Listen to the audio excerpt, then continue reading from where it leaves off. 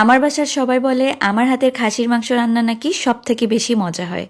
আসলে খাসির মাংস রান্না আমি একটু ভিন্নভাবে করি, আর এভাবে রান্না করলেই খাসির মাংসের স্বাদ অনেক বেড়ে যায়।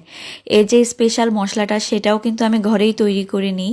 আর খাসির মাংস রান্নার কিন্তু কিছু নিয়ম আছে, এই নিয়মে রান্না করতে পারলে আপনার হাতের খাসির মাংস রান্না হবে সবার থেকে সেরা।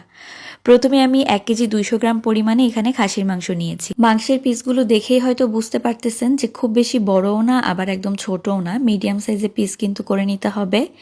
1 টেবিল চামচ পরিমাণে লবণ, 1/2 টেবিল চামচ পরিমাণে দিয়ে দিচ্ছি হলুদের গুঁড়া, তার সাথে দিয়ে দিব পানি।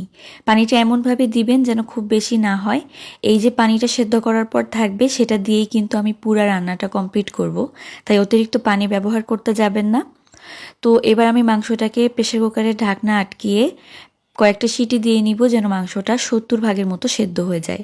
এদিকে 8টা শুকনা মরিচ, 1 টেবিল চামচ পরিমাণে গোটা ধনিয়া, 1 টেবিল চামচ পরিমাণ গোটা জিরা, মৌরি নিয়েছি এখানে 1/2 চা চামচ পরিমাণে, 1 চা চামচ কালো গোলমরিচ নিয়েছি, তার সাথে দিয়ে দিলাম 3টা এলাচ, দিয়ে দিব এখানে দারুচিনি আর লবঙ্গ।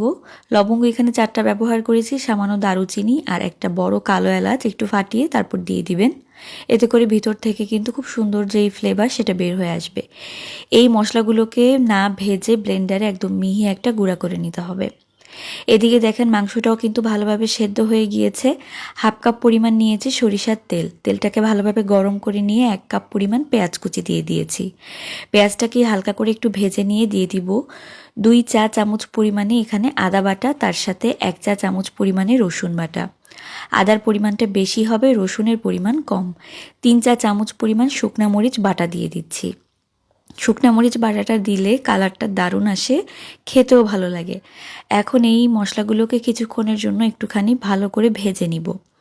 তো ভাজা হয়ে গেলে যখন তেলটা ছেড়ে দিবে তখন সেদ্ধ করে রাখা মাংস আমি পানি সহকারে দিয়ে দিচ্ছি, আর কিছুটা পানি আমি আলাদা করে রেখেছি, মানে এই মাংস সেদ্ধ পানি যেটা সেটা পরে ব্যবহার করছি। তো হলুদের গুঁড়া 1/2 চা চামচ, লবণ দিয়ে দিলাম এখানে 1/2 চা চামচ পরিমাণে। কিছুক্ষণ একটু নেড়ে মিশিয়ে রান্না করে নিয়ে 3 টেবিল চামচ পরিমাণে দিয়ে দিব এখানে টক দই। টক দইটা মাস্ট ব্যবহার করবেন, তাহলে খাসির মাংসে যদি কোনো গন্ধ থাকে সেটাও চলে যাবে।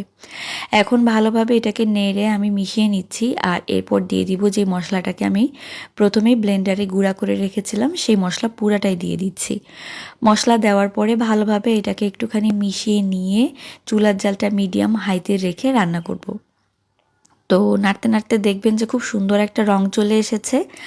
তো সেই পর্যায়ে এখানে দিয়ে দিতে হবে মাংস সেদ্ধ করা যে পানিটা সেটা।